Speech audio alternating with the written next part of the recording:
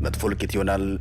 ዶናልድ ትራምፕ ኢራን የመጨረሻዎቹ ሰዓታት። ኤፒስተን በኢትዮጵያም ዓለማችንን እነማን ይመሯታል? ኦማን በመካከለኛው ምስራቅ ሰማይ ላይ ሁሉም ነገር ሊያከትም የቀረበ ይመስላል። በዋሽንግተንና በቴህራን መካከል ለዓመታት የዘለቀ ፖለቲካዊ ፍጥጫ አሁን ላይ ወደ ከፋ ወታደራዊ ግጭት አሊያም ወደማይገመት የዲፕሎማሲ ጎዳና ሊሄድ ይችላል። በነገው ዕለት ማለትም የካቲት 6 ቀን 2018 ዓ.ም በኦማን አስተናጋጅነት የሚጀምረው ድርድር ያለምን የኃይል ሚዛን የሚቀይር ትልቅ ክስተት ተደርጎ ተወስዷል። ነገር ግን የድርድር የሚጀምረው በአረቢያን ባህር ላይ ከታየው ድንገተኛ የድሮን ጥቃትና ከፕሬዝዳንት ዶናልድ ትራምፕ ብርቱ ማስጠንቀቂያ በኋላ መሆኑ የነገውን ንግግር ጥላ እንዲያጠላበትና ቀጠናው ላይ ጭንቅ እንዲመጣም አድርጎታል። ባለፉት 48 ሰዓታት ውስጥ በአረቢያን ባህር ላይ የተከሰተው ወታደራዊ ግጭት የነገውን ድርድር ጣፋንታ አጣብቂኝ ውስጥ ከቶታል። አሜሪካ በአረቢያን ባህር ወደሚገኘው ግዙፍ የአውሮፕላን ተሸካሚ መርከቧ ላይ በፍጥነት ሲቃረብ የነበረን የኢራን ሻሂድ ድሮን መታ መጣሏን የአገሪቱ ጦር በይፋ አስታውቋል። ይህ ክስተትም በሁለቱ ሀገራት መካከል የነበረውን ጥርጣሬ ወደ ከፍተኛ ደረጃ አሳድጎታል። የፔንታጎን ባለስልጣናት ድርጊቱ በድርድር ጠረጴዛ ላይ ብልጫ ለመውሰድ የተደረገ ትንኮሳ ሲሉ ቢገልጹትም ቴህራን በበኩሏ ድሮኑ ለመደበኛ ክትትል የወጣ እንጂ ጥቃት የመሰንዘር ዓላማ አልነበረውም በማለት ምላሽ ሰጥታለች። እንዲህ አይነቱ የተቀጣጠለ ቀውስ ባለበት ወቅትም ለድርድር መቀመጥ ሁለቱን ወገኖች ያላቸውን ወታደራዊ ጡንቻ እያሳዩ ዲፕሎማሲያዊ ቁማር እየተጫወቱ መሆናቸውን ያሳያል። በዚህ ሳምንት መጀመሪያ ላይ ድርድሩ በቱርክ እንዲካሄድ ታቅዶ የነበረ ቢሆንም በኢራን በኩል በቀረበ ድንገተኛ የቦታ ቅየራ ምክንያት ሂደቱ ሊቋረጥ ደርሶ ነበር።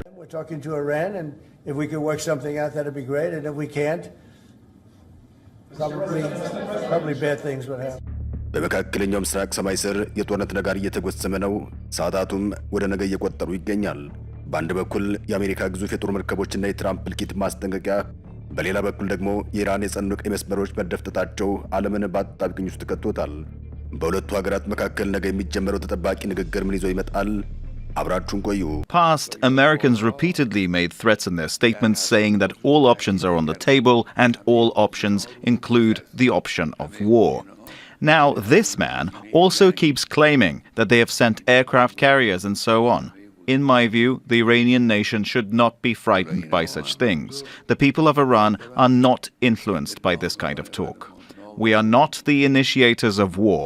We do not want to oppress anyone or attack any country, but in response to anyone who seeks to attack, the Iranian nation will deliver a strong blow.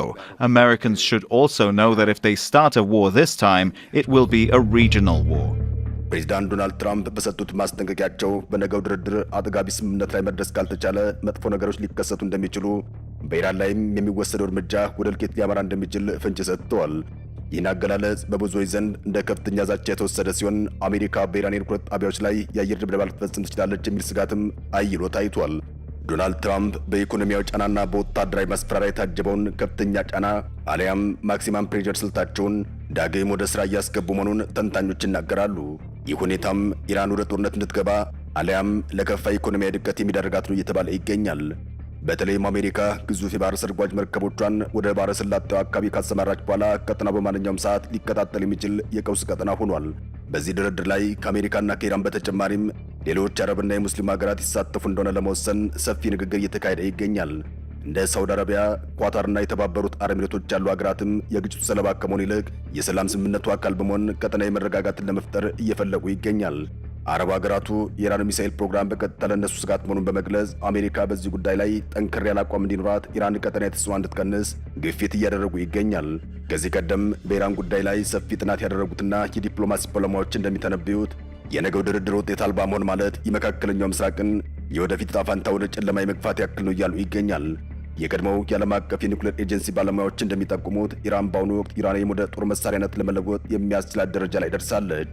ይህ ደግሞ አሜሪካና እስራኤልን የመጨረሻውን ወታደራዊ እርምጃ እንዲወስዱ የሚያነሳሳ ምክንያት ሊሆን ይችላል። ኢራን ድርድሩ ከጅምሮ ሲካሄድባት ወደ ነበረችው በለውም ለሷ ታሪካዊና ገለልተኛ ተደርጋ ወደምታሰበው ኦማን እንዲመለስ አጥብቃ ጠይቃለች። የዶናልድ ትራምፕ አስተዳደርም ይህን ጥያቄ ተቀብሎ ድርድሩን ወደ ማስቆጥ ማዛወሩ አሜሪካ ውጤት ለሚመጣበት ማንኛውም አማራጭ ክፍት መሆኗን የሚያሳይ ቢሆንም በሌላ በኩል ግን ዶናልድ ትራምፕ ያላቸው ትዕግስት እየተሟጠጠ መሆኑን የሚያሳዩ ምልክቶች እየታዩ ይገኛል። ኦማን ለረጅም ዓመታት በምዕራቡና በምስራቁ ዓለም መካከል እንደ ታማኝ ድልድይ ሆና ማገልገሏ የድርድር በስኬት እንዲጠናቀቅ የራሷን ዲፕሎማሲ ጫና እያሳደገች ትገኛለች። የአርቡ ድርድር ዋነኛ አጀንዳም በኢራን የኒውክሌር ፕሮግራም ዙሪያ ላይ ያተኮረ ቢሆንም ሁለቱ ወገኖች ይዘውት የሚቀርቡት የመደራደሪያ ነጥብ ግን እጅግ የተራራቀና አሁናዊ ሁኔታውን ይበልጥ ውስብስብ የሚያደርገው ሆኖም እየተባለ ይገኛል። የኢራን የውጭ ጉዳይ ሚኒስትር አባስ አራግቺ እንደሚሉት ኢራን ዝግጁ ሆነችው በኒውክሌር ፕሮግራሟ ዙሪያ ብቻ ለመነጋገር፣ በምላሹም የተጣሉባት ማዕቀቦች እንዲነሱላት ለመጠየቅ ነው። ኢራን የባላስቲክ ሚሳኤል መርሃ ግብሯን የሉዓላዊነትና የብሔራዊ ደህንነት ቀይ መስመር አድርጋ በመቁጠር በዚህ ጉዳይ ላይ ምንም አይነት ስምምነት እንደማታደርግ አስቀድማ አስታውቃለች። በአንጻሩ ግን የአሜሪካው ልዩ መልእክተኛ ስቲቭ ዊትኮፍ የሚመሩት የዋሽንግተን ተደራዳሪዎች ስምምነቱ የኒውክሌር ጉዳይን ብቻ ሳይሆን የኢራንን የረጅም ርቀት ሚሳኤል ልማትና ቀጠናዊ እንቅስቃሴዎችን ማካተት አለበት የሚል ጽኑ አቋም ይዟል። ይህ አጀንዳ ልዩነት ታዲያ ንግግሩ ገና ሳይጀመር ወደ አጣብቂኝ እንዲገባ አድርጎታል። በሌላ በኩል ግን ኢራን ድርድሩን ጊዜ ለመግዛትና ማዕቀቦችን ለማቃለል እንደ ዘዴ ልትጠቀምበት ትችላለች የሚሉ ትንታኔዎችም ከምዕራባውያን መገናኛ ብዙሃን በስፋት እየተሰማ ይገኛል። ይሄ የጥርጣሬ ድባብም በኦማን ቤተ መንግስት ውስጥ በሚደረገው ንግግር ላይ ትልቅ ጫና መፍጠሩ አይቀሬ ነው እየተባለ ይገኛል። የምስራቁ ዓለም መገናኛ ብዙሃንም በተለይም ኢራንና የሩሲያ ዜና ምንጮች እንደሚሉት ውጥረቱ በአሜሪካ የበላይ ፈላጊነትና ሉዓላዊ ሀገራትን የማስፈራራት ፖሊሲ ላይ ያሳብባሉ። እነዚህ ወገኖች እንደሚሉት ኢራን ራሷን የመከላከል መሪ ያላት ሀገር በመሆኗ የሚሳኤል ፕሮግራሟን ለድርድር ማቅረብ የለባትም እያሉ ይገኛል። በአንጻሩ ግን እንደ ሲኤንኤን እና ቢቢሲ ያሉ የምዕራቡ ዓለም መገናኛ ብዙሃን ኢራንን ለዓለም ሰላም ጠንቅ የሆነችና የኒውክሌር አረር የታጠቀች ሀገር ለመሆን የምትጥር አድርገው በመሳል የትራምፕ አስተዳደር የሚወስደውን ጠንካራ እርምጃ ይደግፋሉ። ይህም ሚዛን ያልሆነ የሚዲያ ሽፋን በሁለቱ ሀገራት ህዝቦች መካከል ያለውን ስጋት እያባባሰው ይገኛል። የነገው ድርድርም በእነዚህ ሁለት ተቃራኒ እይታዎች መካከል ያለውን ልዩነት ለማጥበብ የሚሞከርበት ወሳኝ መድረክ ሆኖም እየተነሳ ይገኛል። At this stage, various points have been discussed, and we are reviewing and finalizing the details of each step of the diplomatic process, which we hope to conclude in the coming days. This concerns methods and the working environment. የነገው ድርድር ስኬታማ እንዲሆን ከተፈለገ ግን ሁለቱም ወገኖች የጋራ መካከለኛ መስመር መፈለግ ይኖርባቸዋል። ኢራን የኒውክሌር ማበልጸግ ተግባሯን በተወሰነ ደረጃ ለመቀነስ ዓለም አቀፍ ቁጥጥርን ለመቀበል ፈቃደኛ ልትሆን ትችላለች። አሜሪካ በምላሹ የኢኮኖሚ ማዕቀቦችን በከፊል በማንሳት የኢራን ህዝብ ለሚያጋጥመው የኑሮ ውድነት መፍትሄ ልትሰጥ ትችላለች ተብሎ ይጠበቃል። ሆኖም ግን የባላስቲክ ሚሳኤሉ ጉዳይ በድርድር ውስጥ ካልተካተተ ትራምፕ ስምምነቱን ላለመቀበል ያላቸው ዕድል ሰፊ ነው። ይህ ደግሞ ድርድሩን ወደ አላስፈላጊ አጣብቂኝ ውስጥ ይከተዋል። ዶናልድ ትራምፕ ስምምነት አድራጊ ወይም ዲል ሜከር ነኝ ቢሉም ለኢራን ያላቸው አቋም ግን እጅግ የጠበቀና ከባድ እንደሆነ ይታወቃል። በታሪክ አጋጣሚዎች እንደምናየው እንዲህ አይነት ከፍተኛ ውጥረት የነገሰባቸው ንግግሮች ብዙ ጊዜ ወደ ስምምነት የሚመጡ ሆነ ጦርነት ሊጀመር ጥቂት ደቂቃዎች ሲቀሩ ብቻ ነው። በኦማን የሚካሄደው ድርድር ከዚህ የተለየ አይሆንም። የስቲቭ ዊትኮፍና የአባስ አራግቺ ፊት ለፊት መገናኘት በሁለቱ ሀገራት መካከል ለዓመታት የቆየውን የዲፕሎማሲ መቋረጥ የሚሰብር ቢሆንም በውስጡ ግን ከፍተኛ ጥርጣሬና ጥላቻን ያዘለ ነው። የቀጠናው ሀገራት መሪዎችም ነገ ከማስቆጥ የሚወጣውን ነጭ ጭስ በጉጉት እየተጠባበቁ ይገኛል። ሁኔታው አሁን ካለበት አጣብቂኝ ወጥቶም ወደ ሰላማዊ መፍትሄ እንዲያመራም የሁለቱም ወገኖች ብልህነትና ሆደ ሰፊነት ይጠበቃል። የኢራን መንግስትም ቢሆን በውስጥ በኩል የሚነሳበትን ኢኮኖሚያዊ ጫና ለማርገብ ስምምነት የግድ እንደሚለው ይገመታል። የነገው የአርቡ ድርድር ውጤት በቀጠናው ብቻ ሳይሆን በዓለም አቀፍ የነዳጅ ገበያና በጂኦፖለቲካዊ ሚዛን ላይ ትልቅ ለውጥ ያመጣል። ምናልባት ንግግሩ ውጤት ካላመጣና ፕሬዝዳንት ትራምፕ እንደዛቱትም እርምጃ የሚወስዱ ከሆነ ግን ዓለም አቀፉ የጸጥታው ምክር ቤትና የተባበሩት መንግስታት ድርጅት ሊቆጣጠሩት የማይችሉት ሰፊ ጦርነት ሊቀሰቀስ ይችላል። ኢራን በበኩሏ ለማንኛውም ጥቃት ዝግጁ ነኝ ማለቷ ግጭቱ እስከምን ድረስ ሊሄድ እንደሚችል ፍንጭ ይሰጣል። ሁኔታው አሁን ካለበት አጣብቂኝ ወጥቶም ወደ ሰላማዊ መፍትሄ እንዲያመራ መካከለኛ የማርያም መንገድ ያስፈልጋል። የመጨረሻዎቹ ሰዓታትም እየቆጠሩ ይገኛል። ዓለምም ትንፋሿን ዋጥ አድርጋ የማስቆጥን ውጤት እየተጠባበቀች ይገኛል። በነገው ዕለት የሚታየው ውጤት ቀጣዩን ዓለም አቀፍ ግንኙነት የሚወስን ይሆናል። ዶናልድ ትራምፕ እንደዛቱት መጥፎ እልቂት እንዳይከሰት ዲፕሎማሲ የመጨረሻው ሚና መጫወት አለበት። ኢራን በመጨረሻው ሰዓት አቋሟን ታለዝባለች ወይስ ወደ ጽንፉ ትጓዛለች የሚለው ጥያቄም የነገው የአርብ ትልቅ ፈተና ነው። የቀጠናው የፖለቲካ ተንታኞች እንደሚሉት ከሆነ ግን ከጦርነት ይልቅ መጥፎ ስምምነት ይቻላል የሚለው ብሂል በነገው ድርድር ላይ ሊሰራ ይችላል እያሉ ይገኛል። ያም ሆኖ ግን ሁለቱም ወገኖች ያላቸው ክብርን የመጠበቅ ፍላጎት ድርድሩን እጅግ አስቸጋሪ ያደርገዋል። በመጨረሻም ይህ ታሪክ አጋጣሚ በሁለቱም ሀገራት መሪዎች ላይ ትልቅ ኃላፊነት ጥሏል። ፕሬዚዳንት ትራምፕ በታሪክ ተመዝግበው የሚቀርቡበትን ታላቅ ስምምነት ለመፈረም አሊያም ኢራንን ለዘለቄታው የሚያሽመነምር እርምጃ ለመውሰድ ወስነዋል። ኢራንም ቢሆን በህልውናውና በሉዓላዊነቷ መካከል ያለው ሚዛን ለመጠበቅ ትገደዳለች። የቢል ጌት ንብረት የሆነው ዝነኛው ጌት ፋውንዴሽን የእርዳታ ድርጅት እልፍ ሚሊዮን አፍሪካውያንን እንደሚረዳ ይነገራል። ታዲያ የዳታ የቢል ጌት ምኞትና ባህሪ ማሳያ መሆን ይችላልንም?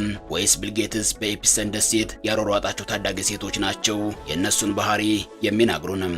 አሜሪካውያን ትራምፕን ሜክ አሜሪካ ግሬት አጌን መፈክር የኤፕስተንን ፋይል ካገላበጡ በኋላ ያምኑበት ይሆን? የኤለን መስክ ስለ ሰው ልጆች ያኗኗር ሁኔታ አጨነቃለሁ የሚል ለፍለፈው ከዚህ በኋላ ይቀጥል ይሆን? እንደው በአጠቃላይ ጥያቄው ከዚህ በኋላ ዓለማችን የምትመራው በማን ነው?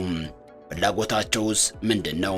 አሁን ጊዜው የመጠየቅ ነው። የአካባቢ ብክለትና የአየር ሁኔታ የሚያስጨንቃቸው ባለራዕይ መሪዎች፣ የሰዎች ደህንነትና የኑሮ ሁኔታ የሚያሳስባቸው ፖለቲከኞች፣ ድህነታችንን ካለም ሊያጠፉና የኑሮ ስታንዳርዳችንን ሊቀይሩ የሚጥሩ ባለ ሀብቶች፣ ዓለማችንን የሚመሩ ሰዎች ባህሪ እንዴት ያለ ነው?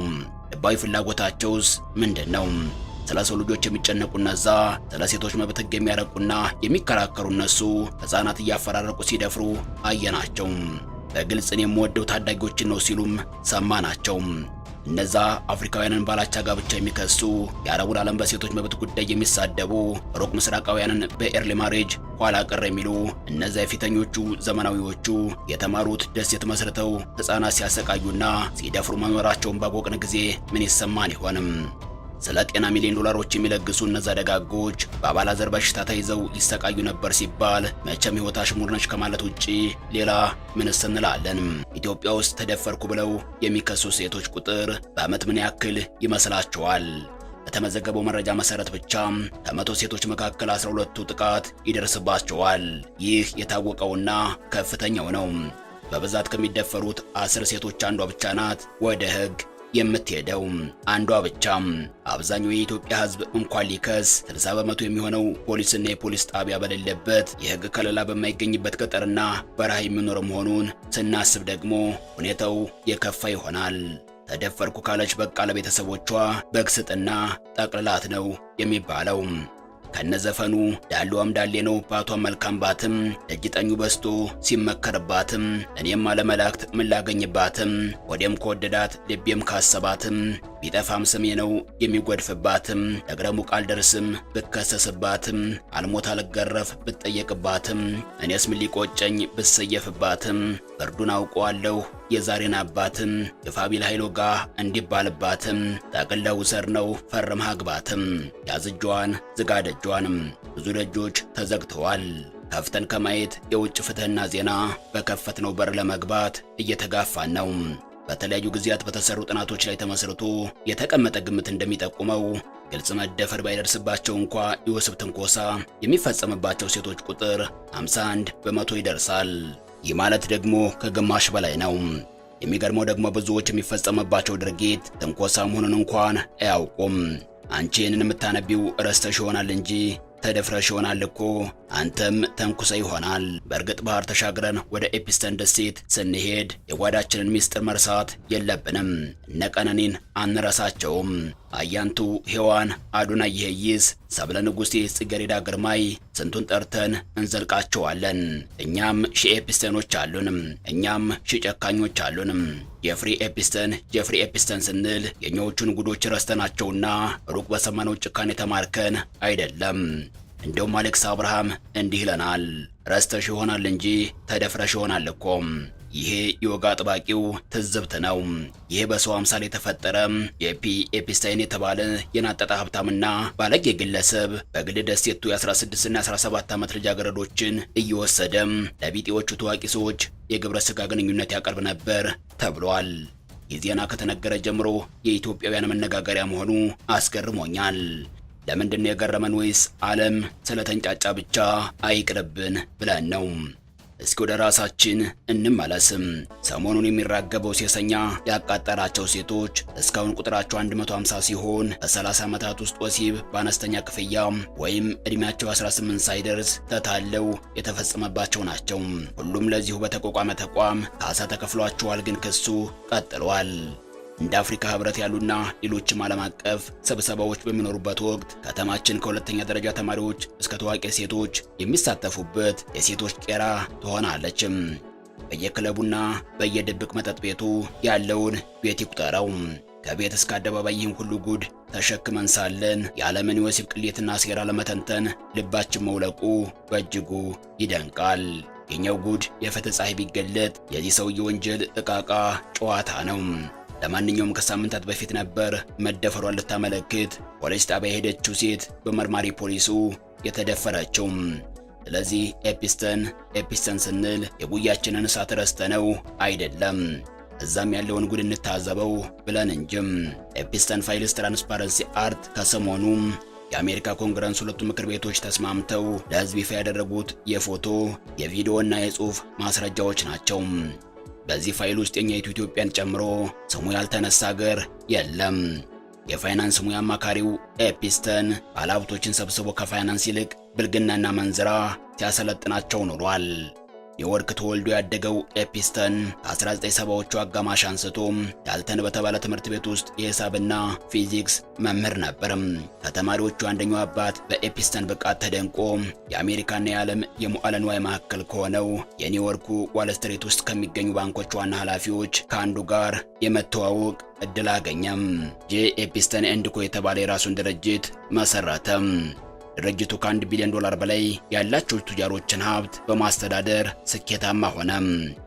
ፍሎሪዳ ባለው ቅንጡ መኖሪያው፣ ኒው ሜክሲኮ ባስገነባው ቤት እንዲሁም ኒውዮርክ በሚገኘው መኖሪያው ከታዋቂ ሰዎች ከአርቲስቶችና ከፖለቲከኞች ጋር መገናኘት ጀመረም። ታዲያ ግንኙነቱ ለሥራ አልነበረም። ይልቅ ሰዎቹ ከሥራ ይልቅ የሚያስጨንቃቸው ከስኬት ይልቅ የሚያስደስታቸው ምን እንደሆነም ተረድቶ ነበርም። ስለዚህ በሰፊው ግዛት ውስጥ ከእንግሊዝና ኖርዌይ ንጉሳውያን ቤተሰቦች እስከ አሜሪካ ቱጃሮች ከታዳጊ ሕፃናት ጋር እንዲዳሩ ይፈቅድላቸዋል። ሰውየው ከአንድም ሁለት ጊዜ በሕግ ቢዳኝም ገንዘብ ካለ በሰማይ መንገድ አለ ነውና ተረቱም ከሕግም በላይ ሆኖ የቀረቡበትን ክሶች ሲያሸንፍ ኖሯል።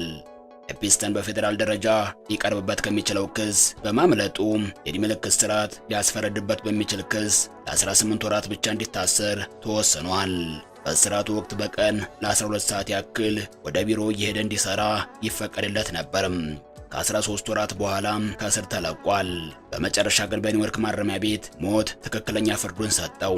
ሌላው አስከፊ እውነታ በአማራ ክልል ከነበሩት 26 ሚሊዮን ተማሪዎች መካከል ግማሾቹ 11 ሚሊዮን ሴቶች ነበሩ። በ2019 እንደ አውሮፓውያን አቆጣጠር በኮቪድ ምክንያት ትምህርት ተዘግቶ ሲከፈት ወደ ትምህርት የተመለሱት ሴቶች 68 በመቶ ብቻ ናቸው። እድሜያቸው ከ6 እስከ 15 የሆኑት ቀሪዎቹ 32 በመቶ ሴት ተማሪዎች የት ሄዱ? ዩኔስኮ ባወጣው ሪፖርት ለዚህ ጥያቄ ምላሽ ይሰጣል። ወረርሽኙ የመጀመሪያዎቹ ወራት ብቻ በአማራ ክልል ከ500 በላይ፣ በኦሮሚያ ክልል ደግሞ በሺዎች የሚቆጠሩ የህፃናት ጋብቻዎች ተመዝግበዋል። ወላጆች በችግርና በባህል ሰበብ ሕፃናቱን አቅም ላላቸው ወንዶች ሸጠዋቸዋል። መዳር አይባልም መቼም። ወደ አዲስ አበባ ስንመለስም ሁኔታው ተመሳሳይ ነው። በአዲስ አበባ ዩኒቨርሲቲና በተለያዩ የጤና ተቋማት የተደረጉ ጥናቶች እንደሚያሳዩት በተለይ ከ15 እስከ 24 የዕድሜ ክልል ውስጥ ያሉ ወጣቶች የመጀመሪያ ግንኙነት የሚያደርጉበት ዕድሜ በአሳዛኝ ሁኔታ እየወረደ ነው። ለአቅመ ሔዋን ሳይደርሱ ግንኙነት የመጀመር አዝማሚያው በከፍተኛ ሁኔታ ጨምሯል። ይህም ከማህበራዊ ሚዲያ ተጽዕኖ፣ ድህነትና ከባህላዊ ለውጦች ጋር የተያያዘ ነው። ሌላው የቆየንና በቲቪና በሶሻል ሚዲያ የሚታዩ ብዙ ሴቶች ኑሮን ለማሻሻል በሚል የሀብታሞች ቅምጥ ይሆናሉ። በሴልስና በኪነ ጥበብ ሽፋን ውስጥ በተስፋፋው የወሲብ ንግድ ውስጥ ተዘፍቀዋል። ሀብታሞቹ ምንም ቢያደርጓቸው ህመማቸውን ዋጥ አድርገው ቅንጦታቸውን ያሳያሉ። እንደውም መንፈሳዊ በሚባሉ ተቋማት ውስጥ ጭምር የሚሰማው ሴሰኝነትና ትንኮሳ ጆሮ ጭው የሚያደርግ ነው። ዱባይና ሌሎች የአረብ ሀገራት ዘግናኝ የኢትዮጵያ ሴቶች መሸጫዎች ከሆኑ ሰነባበቱም። ዝምታችን ከድህነታችንን ይከብዳል። አሁን በየሶሻል ሚዲያ የምናያቸው አንዳንድ ሴቶች እንኳን ጠቀም ያለ ገንዘብ አንበሳ ሲወረወርላቸው ነፍሳቸውን ሲያጡ እያየን ነው። ገንዘብ፣ ዕውቀትና ጅልነት ትልቅ ወጥመድ ነው። ይህንን ሁሉ ከደመርነው በየዓመቱ በመቶ ሺህ የሚቆጠሩ ሴቶች ይደፈራሉ፣ ይገደዳሉ ጭምርም።